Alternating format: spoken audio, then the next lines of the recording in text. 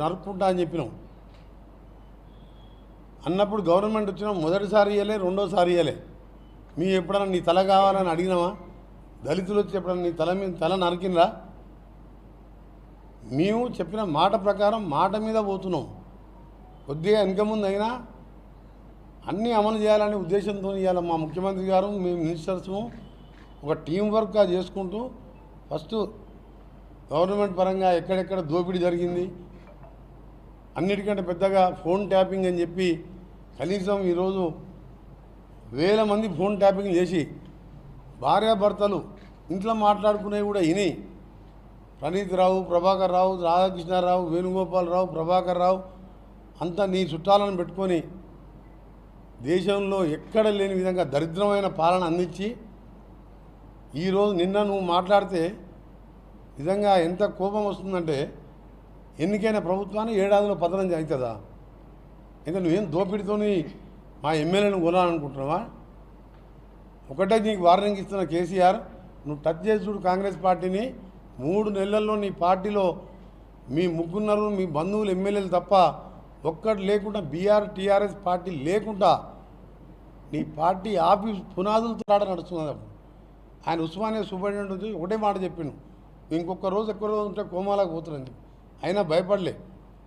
తెలంగాణ సోనియా గాంధీ నొప్పించి తెలంగాణ తెచ్చి నీ మోసం మాటలని దళితుల ముఖ్యమంత్రి అని నీకు అధికారం చెప్తే నాశనం చేసి ఇవ్వాలా ఖమ్మం, నల్గొండ, మహబూబ్నగర్ జిల్లాలలో కృష్ణా జిల్లాలను మొత్తం కూడా ఆంధ్రాకి తాకట్టు పెట్టి 36 సీట్లలో 34 సీట్లే గెలిచినారు. అలా మన జిల్లాకు చెందిన ఓ దరిద్రుడు 3000 ఓట్లతో గెలిచినాడు. వాడు శని మన జిల్లాకు. ఒక్కసారి బ్రాహ్మణమైన ప్రాజెక్టు రోజు ఆడంగానే పోతారు కదా, 2 నిమిషాల ప్రాజెక్టు పోతే ఎప్పుడన్నా పోయిందా? సరే ఆయనంతా గుర్తు చేసుకొని కూర్చోలే. ఈడ 10 ఏళ్ళు పనికిరాని మంత్రి ఉన్నాడు కదా, సొరంగం ఎప్పుడన్నా పోయి చూసొచ్చిందా? ఆ చిల్లరగాడు కూడా రోజు ఏదో మాట్లాడుతున్నాడు. ఇవాళ మేమందరం చెప్తున్నాం, రైస్ మిల్లర్ దగ్గర 24,000-2500 రూపాయలకి ఇవాళ సన్నోట్లు కొండిచ్చినాం.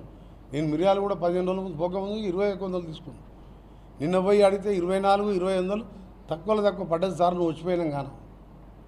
ఎప్పుడన్నా రైతుల గురించి మాట్లాడిండా?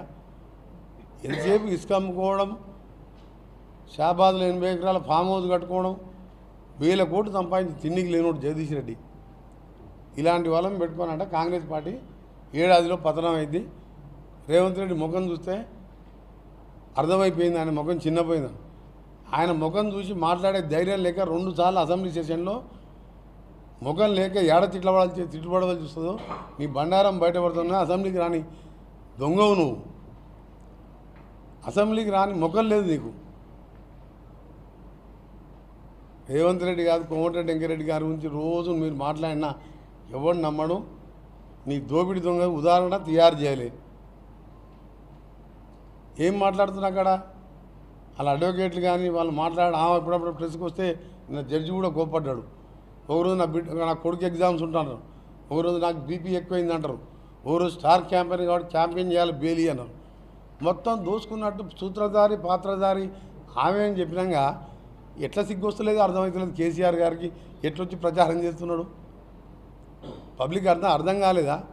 బతుకమ్మ చాటన మందుబాటిలు అమ్ముకున్న వాళ్ళ పార్టీకి కూడా ఓటేస్తారా? ఒక్క సీటు రాదు. 12-13 సీట్లు పెట్టుకున్నాం. 15 మిషన్ మా టార్గెట్. 12-13 సీట్లతోని ఇలా పార్లమెంట్లో గెలుస్తున్నాం. ఆ తర్వాత 3 నెలల్లో బీఆర్ఎస్ పార్టీ దుకాణం బంద్ అవుతుంది, ఆ పార్టీ ఉండదని చెప్పి నేను ఖచ్చితంగా చెప్తున్నా.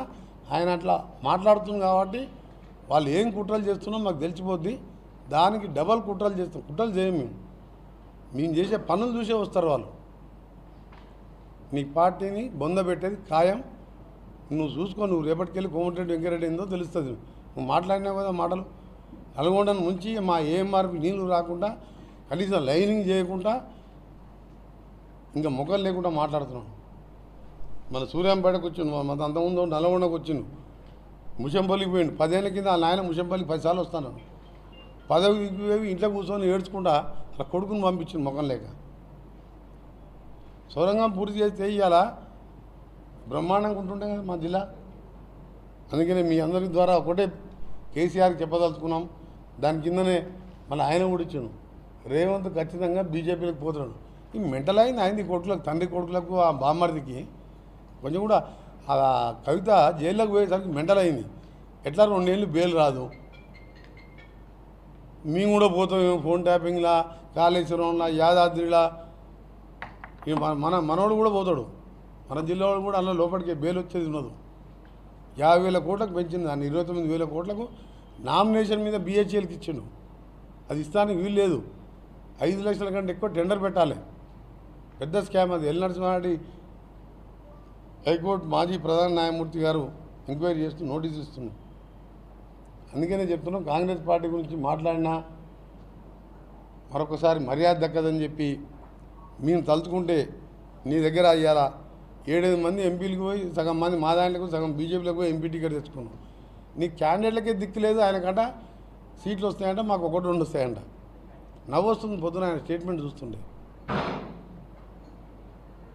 అందుకనే మరొకసారి కేసీఆర్ గారికి చెప్తున్నాం, నీ బిడ్డను బెయిల్ తెచ్చుకునే ఉపాయం చేసి ఈలో కూడా నువ్వు నీ కొడుకు జైలుకి పోతే మా ముఖ్యమంత్రి గారు చెప్పినట్టు డబుల్ బెడ్రూమ్ అనుకున్నాం ఒకటి చెల్లపల్లి జైల్లో కడదామంటే అది సరిపోనట్టుంది. ఎందుకంటే ఈ రావులందరూ పోతట్టున్నారు.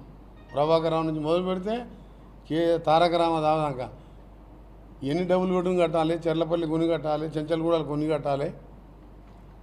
చేసిన మోసాలకు ఖాళీగా మళ్ళీ కాంగ్రెస్ పార్టీ గురించి మాట ఎక్కితే మర్యాద దక్కదని చెప్పి సీరియస్గా వార్నింగ్ ఇస్తున్నాం. నువ్వు అనుకుంటున్నావు ఇట్లా కాంగ్రెస్ వాళ్ళు మర్యాదగా మాట్లాడుతున్నావు అనుకుంటున్నాను. నువ్వు నిన్న మొన్నదాకా బచ్చగాడు మాట్లాడదేమో అనుకున్నావు. నిన్న నువ్వు ఎప్పుడైతే మాట్లాడినావో రేపటికెళ్ళి నిన్ను వెంటాడతాం, నువ్వు వేటాడతాం. నువ్వు కట్టెపట్టుకొని నువ్వే అన్నావు కదా మమ్మల్ని వెంటాడతామని. మాకు కట్టెపట్టుకునే వెళ్ళలేదు, మేము గట్టిగా ఉన్నాం. నువ్వు ముసలాయన కట్టెపట్టుకొని వేటాడేది లేదు, వెంటాడేది లేదు. నీ దుకాణమే బంద్ అయింది.